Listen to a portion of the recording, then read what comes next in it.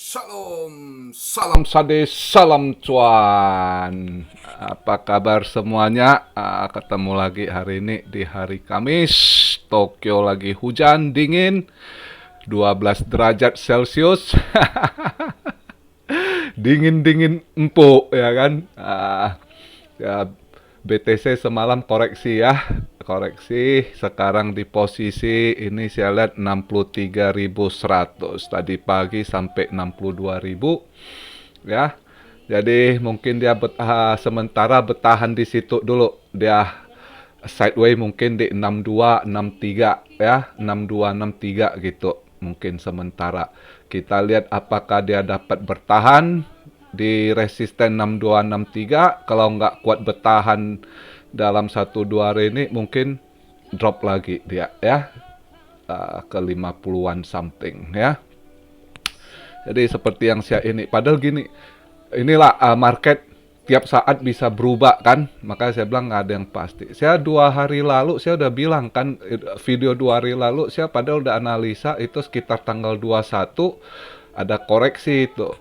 Nah kemarin ternyata 21 pagi di sini, di sana belum masuk 21. Di sini saya lihat wah hijau-hijau, wah udah 66.800 ya kan, saya pikir oh mungkin bisa sampai ke 70 baru dibanting. Karena kalau saya lihat itu paling banter 70.000 udah paling tinggi. Ya kalau saya nggak delusi ke 100.000 lah ya. Saya yang relevan aja kan, saya pikir Cina band market, susah untuk orang Cina mau beli BTC. Itu aja mereka udah kehilangan market 25% ya. Curi-curi mau beli pakai di XDL, tapi orang mana berani transaksi besar gitu ya. Nah, sedangkan BTC mau dipam-pam ke atas itu kan butuh dana besar, ya kan? Doge saja mau dipam ke $1 aja nggak nyampe 70 sen something, belum sampai 80 sen udah pada TP semua. Nah, itu manusia. Jadi walaupun banyak mau ke 100.000 ini itu ya kan, logikanya manusia udah langsung TP, nggak mau ambil resiko. Makanya udah pada ini. Belum lagi semalam rupanya manipulasi exchange lagi, sadis sekali. Mas saya selalu ingatkan kalian jangan main leverage begitu ya kan, yang trading gitu hati-hati karena sasaran empuk exchange. Itu bukan kata saya. Karena saya udah lihat interview ini ownernya Reddit ini dia Wall Street ini dia mafia, dia udah ini dia selami itu. Kalau Anda lihat interviewnya ya, kalau Anda ada lihat interviewnya, itu dia katakan sebelum dia ini, maka dia tertarik karena ini gambling. Dia katakan trading itu, spesiali pakai refresh itu gambling gitu ya. Jadi enak sekali cuannya. Dia selami. Dia bilang hampir setengah tahun dia selami, dia dalami cara kerja BSC, Binance Smart Chain itu ya. Gimana tradingnya. Jadi si Reddit ini kan basicnya dulu di saham, mereka lebih mencondong ke saham kan. Nah makanya sekarang mereka buka lagi ke arah kripto, itu mereka selami gimana. Wah ternyata enak sekali cuannya. Ya kan, apalagi kalian yang trade kena liquid langsung mau komplain kemana? Lu mau ngamuk-ngamuk apa kayak ini di Amrik tadi pagi adik saya kirim Twitternya kan, rupanya lagi trending di Amrik gitu kan, Binance US ngamuk-ngamuk orang kan, masa langsung dibanting begitu ke 8.200 yang nggak jelas begitu ya. BTC flash crash ya, wah di Twitter heboh lah istilahnya ya kan, udah terlalu kotor mainnya, maka mereka ngamuk, pantesan katanya ini layak diusir dari Amerika, exchange begini begitu. Wah ngamuk mereka ya, pasti sakit hati lah. Lu mau ngomel mau ngamuk apa, lu mau banting meja pun duit lu ludes, nggak ada bisa komplain ke siapa ya kan, namanya virtual. Bener nggak? Makanya saya bilang, saya udah sering ingatin buat kalian, dan channel kita ini kan untuk invest paling scalping, kalau agak ini kita swing, kalau kondisi nggak, paling itu intinya. Itu pun 10% saya selalu aja, cuma banyak yang masuk baru, subscribe baru nggak tahu terus ikut-ikutan. Nah mereka yang sistem trading yang nggak ngerti langsung kena makan, wah ngamuk-ngamuk, kan begitu banyak kejadian ya kan di channel ini ya begitu. Padahal kalau dia tahu dari awal itu cara kerja di sini kan ini ya kan. Nah intinya gitu. Saya itu buat YouTube ini intinya mengedukasi. Saya bukan financial advisor ya kan. Ya kalian lihat berita berapa hari lalu ya kan, ternyata Indonesia urutan pertama yang sangat tertarik dengan kripto ini itu. Saya rasa saya kontribusi ini karena kenapa? Banyak yang sudah saya edukasi yang dulunya mereka, buktinya gini, kalau yang pemain-pemain lama nggak ngerti harus baca cari informasi, mereka cuma berpatokan pada chart, tarik-tarik garis saat itu. Banyak yang kalah, banyak yang habis. Nah dari saya punya YouTube channel, mulai mereka ini saya suruh baca-baca. Nah, saya kontribusi untuk bangsa Indonesia supaya kenapa harus rajin baca. Itu menambah wawasan edukasi kalian. Dan orang Indonesia itu memang begitu. Kalau Anda suruh baca aja gitu, males mereka. Tapi kalau ada menghasilkan duit, baru rajin-rajin. Nah inilah cara satu-satunya, akhirnya banyak yang cari berita. Ya kan? Nah itu kan kebaca situsnya itu. Ya kan? Coba kalian bandingkan tahun lalu. Mana ada yang mau cari berita? Nggak ada. Ya kan? Dari YouTube saya ini, mulai orang ini terbuka, oh rupanya harus dapat berita, karena berita itu money, uang gitu ya. Anda nggak salah ini invest ya kan. Nah itu, jadi pas saya kemarin lihat, wah Indonesia urutan saya sangat senang. Cuma saya pengennya itu kalian tetap baca dan invest, bukan trading ya. Ya trading itu untuk for fun boleh lah, dikit-dikit kecil. Misal kalau Anda suka baca lilin, lihat lilin ya kan, jaga candle ya kan, jaga lilin. Ada manusia memang suka begitu. Tapi jangan berharap banyak, mimpi mau make it dari sana gitu. Ya, saya udah pernah ceritakan, saya banyak kenal trader-trader handal di luar sana ya, yang benar-benar sukses cuma 1-2 dan rata-rata semua gagal. Sedangkan investor, semua itu hampir rata-rata pasti ada hasil. Nah, ya.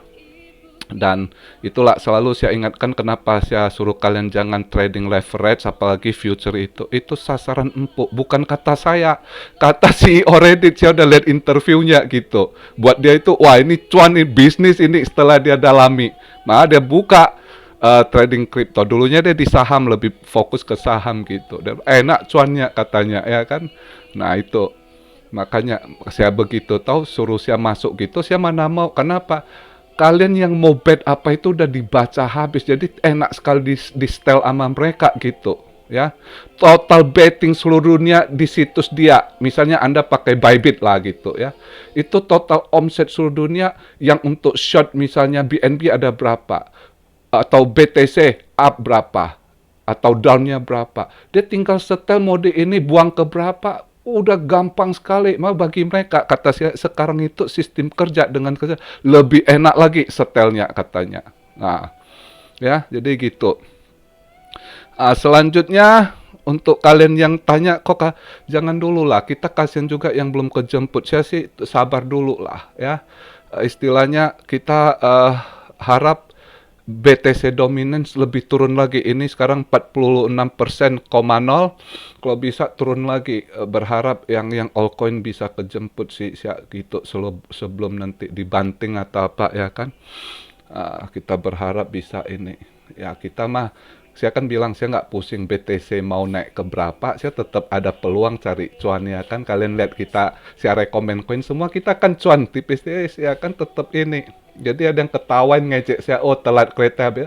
Mana ada telat saya, kita tetap cuan kok ya kan. 1 inch kita ambil duit. Belum tentu mereka yang sibuk ini itu, koin yang mereka beli bisa cuan. Mungkin sangkut ini, ada yang sangkuter kali itu. Ya itu aja, kita santai. Ya kalau mau sukses itu harus sabar. Ya kalau Anda mau sukses di investasi harus sabar. Nggak boleh ini, kalau nggak ada sabar ya kan, mau kejar ambisi nggak bisa ya. Seorang ini aja kan saya udah berkali-kali bilang, yang mau yang malas kerja aja mau ngepet, mau jadi babi ngepet aja harus usaha, dia harus sabar tuh. Dia harus disuruh puasa 40 hari, 40 malam, harus bertahan nggak makan tan lapar atau tan tidur, masih harus kerja dia tuh. Sebelum ini kan harus rapal mantra, ini itu ada usaha lah. Ya kan, itu yang mau cari uang haram yang nggak jelas saja harus usaha gitu, ya kan, dia harus sabar tuh berapa lama gitu. Apalagi kita yang invest ya harus sabar, ya kan, positif gitu. Nah, saya bilang selalu kita buat positif, nanti hasilnya positif, ya. Itu aja hari ini, masih saya ingatkan hati-hati dengan ya mungkin ini udah mulai kelihatan market udah mulai berhembus yang negatif. Maka tadi agak turun, koreksi juga banyak ketakutan pas lihat begitu, mereka udah langsung TP, udah buang barang lagi, ya kan. Termasuk saya lihat YouTuber luar yang, oh, I put long 1 million, ya kan, ini harus ke 100.000. Tadi rupanya udah ganti cerita lagi. Untuk ini market sementara, ya saya masih hold, tapi saya udah take profit sebagian, bla bla bla bla, ya kan. Begitulah, ya kan. Jadi, market nggak ada analisa yang jago, ya kan, spesialis kripto setiap saat bisa berubah, ya. uh, Sangat volatile, ya, itu. Jadi yang ada saya selalu wanti-wanti, ya kan, intinya saya mau kalian yang masuk channel saya jangan ada jadi korban sangkuter. Saya nggak mau ada nanti sangkuter menutup season buran ini, jangan sampai. Cukup pengalaman kalian sekali di bulan Mei, karena kalian belum merasakan gejolak market. Ini kripto bukan ini, karena uh, tahun lalu 2020 dengan gejolak market yang nggak ini, bulan 3 itu udah pernah kena banting. Nah, bulan 3 itu kena banting yang sangkut dalam, untung bisa kesusul karena 2021 buran. Ya, kalau nggak ada buran yang kebanting karena market waktu lockdown tutup corona ini itu nggak kesusul, harus nunggu lama gitu, ya. Nah, untungnya tahun 2021 buran. Nah, kali ini kita udah mau tutup season, maka saya selalu wanti-wanti. Saya nggak peduli orang ngomong saya apa, saya pengen kalian yang ikut channel saya ini, yang sudah lama dari awal, ya, yang ini, jangan sampai ada yang sangkut. Itu aja niat saya. Maka saya selalu wanti-wanti gitu, hati-hati. Karena habis bulan ini, nanti bearish lama kalian ini. Ya, karena market juga berubah, kalian nggak tahu di luar sana banyak hal-hal yang ditutupi. Ya, misalnya di Amerika gejolak udah sebulan lebih, rakyatnya udah mulai ngelawan Biden gitu kan, cuma di berita-berita besar kan nggak disebarkan. Mereka menghujat, udah kayak baca mantra aja di tiap game, football game, NBA game, supporter udah teriak-teriak ngomong kotor si Joe Biden, ya kan, tapi di media kan nggak ditampilkan. Banyak yang pengen mau suruh dia turun ini. Jadi politik, ekonomi itu selalu ketat berhubungan, sesuatu terjadi, market selalu drop, apalagi di sana ini kuncinya, ya kan. Terus ada yang tanya, kok berarti Robert Kiyosaki malu dong dia salah nggak malu, dia prediksi karena dia wanti-wanti, bukan berarti terjadi. Andai kata dia kalau udah ingatkan, ini bakal terjadi crash kalau deep ceiling nggak dinaikkan, dia berbagai alasan.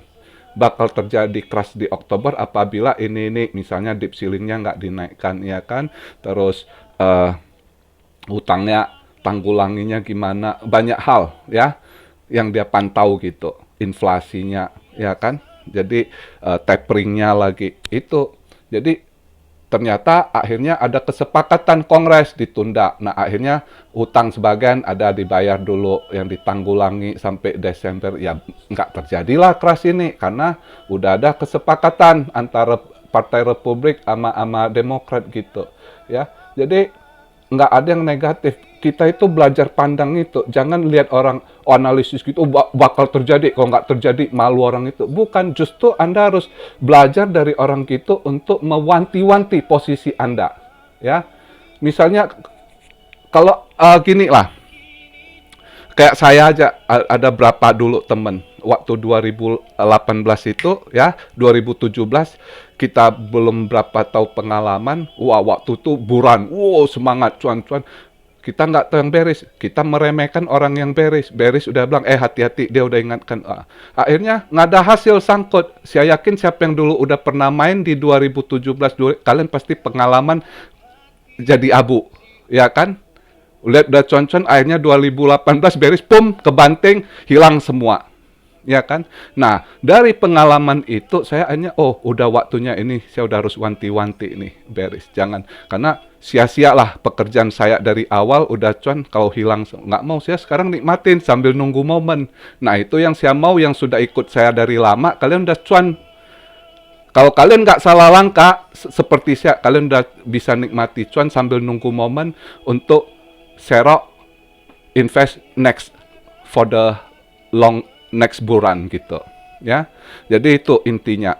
Cuma banyak yang baru masuk, mereka nggak ngerti. Jadi biarkan aja, mereka nggak mau belajar, nggak lihat video lama, mereka ngejudge, ya biarkan aja. Saya butuh yang sudah jadi, itu ke depannya kalian udah ini, nggak perlu gantung saya nanya saya lagi, ya kan. Om, masuk berapa, om, turun berapa, om ini, om itu, nggak perlu lagi. Kalian sendiri, mandiri, kalian sendiri nanti udah jadi sendiri gitu. Invest kalian juga tanpa modal, pakai profit seperti apa yang sudah saya ajarkan gitu, ya kan. Kayak saya sekarang, walaupun saya kena banting bulan 5, ya saya nggak pusing. Kenapa? Uang cuan, profit.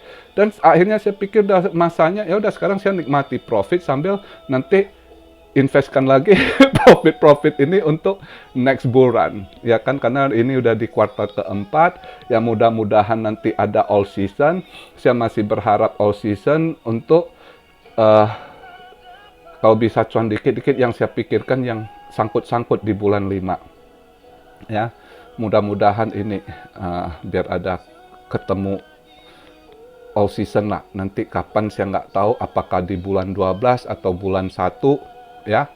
Mudah-mudahan ada all season terjadi, ya. Jadi sausnya yang sangkut-sangkut banyak yang bisa kejemput, bukan kejemput aja, cuan lagi gitu, ya. Oke, hari ini gitu aja yang bisa saya sampaikan. God bless you all. Be blessed, be blessed, be blessed. Immanuel, haleluya.